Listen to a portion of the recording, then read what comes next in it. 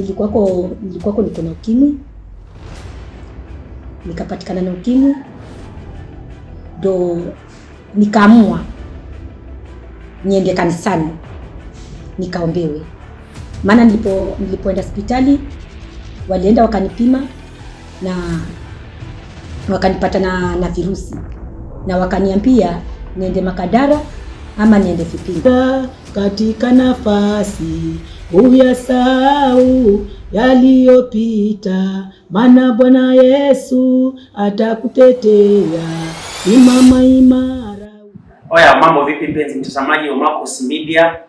Katika pitapita tunakutana na dada yetu mpenzi, mama mzuri, artist wa gospel, anafanya vizuri kwa sasa na tunahitaji sana kujua kazi zake. Anaanzia wapi, anafanya nini na anaendelea vipi na kazi zake. Jina lake atasema mwenyewe hapa. Mama, habari yako? Salama sana. Watu wanakujua, unaitwa nani? Naitwa kwa majina ni Ana Kasungu. Nimeokoka, Yesu ni Bwana. Mimi ni mwimbaji wa gospel. Asante. Lengo lako katika gospel ni kufika wapi?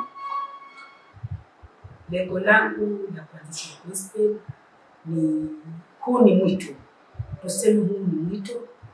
Bwana Yesu aliniambia ya kwamba niende kwa ufupi mimi ni mwimbaji. Na ni mwito Mungu ambaye amenibariki nao. Kufikia sasa umetoa nyimbo ngapi katika kazi zako? Kufikia sasa nimetoa nyimbo 5. Na hizo nyimbo ukienda kwa YouTube utanipata. Na kwa Facebook pia. Kwa Facebook, kwa YouTube na TikTok labda wanakuita nani kwenye hiyo mitandao? Kwa 3, 2, 1, action. Bwana mpenzi mtazamaji, ni dada yetu. Basi labda kabla tuachane naye kidogo, nataka tupige story 2-3 hivi. Ulianza lini kazi ya muziki?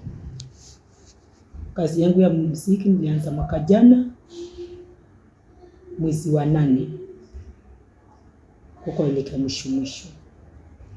Changamoto yako kubwa sana nini? Changamoto hazikosi. Kama watu wao, kama waimbaji wa gospel lazima upate changamoto. Kuna changamoto zinakuja. Kwanza mimi changamoto nimepata nyingi sana. Na tuseme niko na ushuhuda kabla sijaimba ama kabla sijaokoka.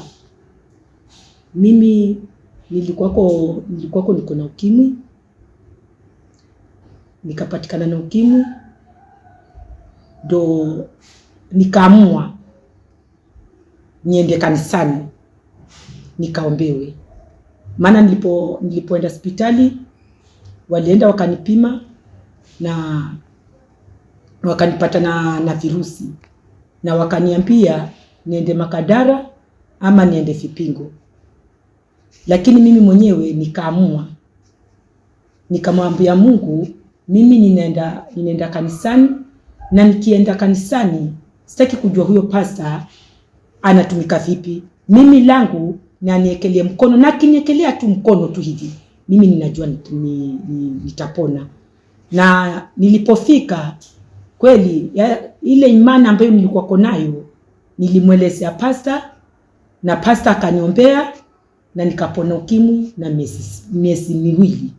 Mimi nilipona ukimwi na miezi 2. Kwa hivyo hiyo ninasema kwa sababu ya mwanzo wa kuokoka. Lakini changamoto ambazo nimezipata paka niimbe ni changamoto nyingi sana. Kudharauliwa, hata nakumbuka kuna watu walikuwa hata wananipokonya paka microphone, wananiambia sijui kuimba. Unapokonya microphone unadharauliwa, lakini mimi sikuvunjika moyo. Niliendelea tu hivyo kuimba, na wakati wa Mungu ulipofika, Mungu mwenyewe akaniambia niende studio, niende nikatoe nyimbo.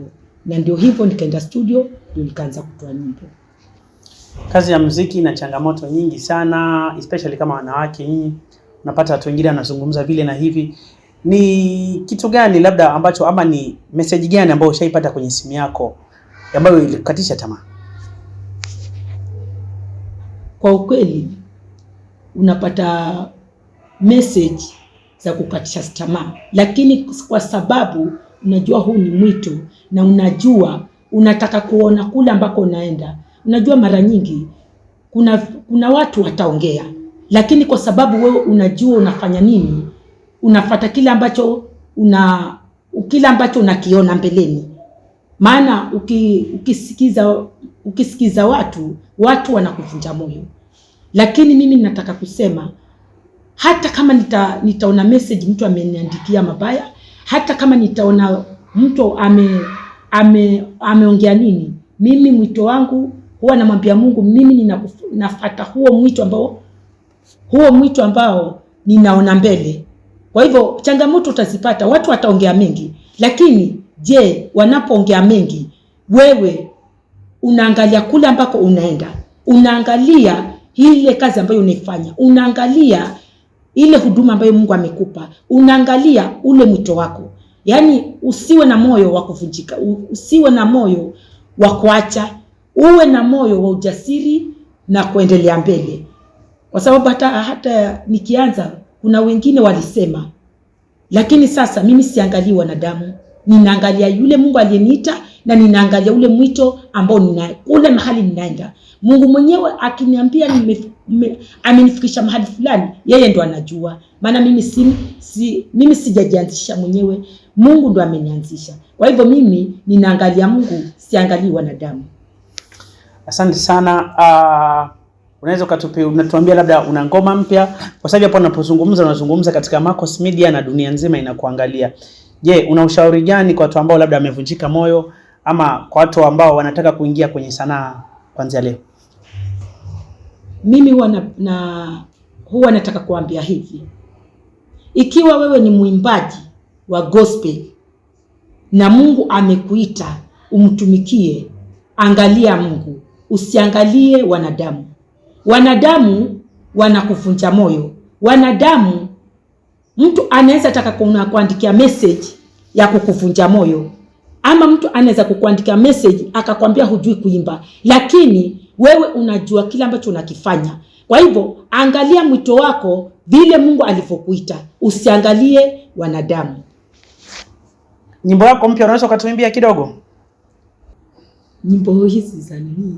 Zenye umerekodi, na maanisha nyimbo ulioimba studio tu, unaweza ukatuimbia kidogo? Si mimi, ni mashabiki ndio wanataka kusikia nyimbo zako. Naweza kuwaimbia.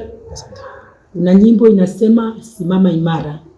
Inasema hivi: simama imara katika nafasi, uyasahau yaliyopita, maana Bwana Yesu atakutetea. Simama imara utimize maono yako.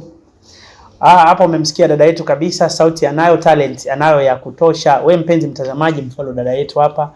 Ujumbe gani mama ungependa kuwaambia mashabiki zako kabla tukuachilie? Napenda kuambia mashabiki zangu ya kwamba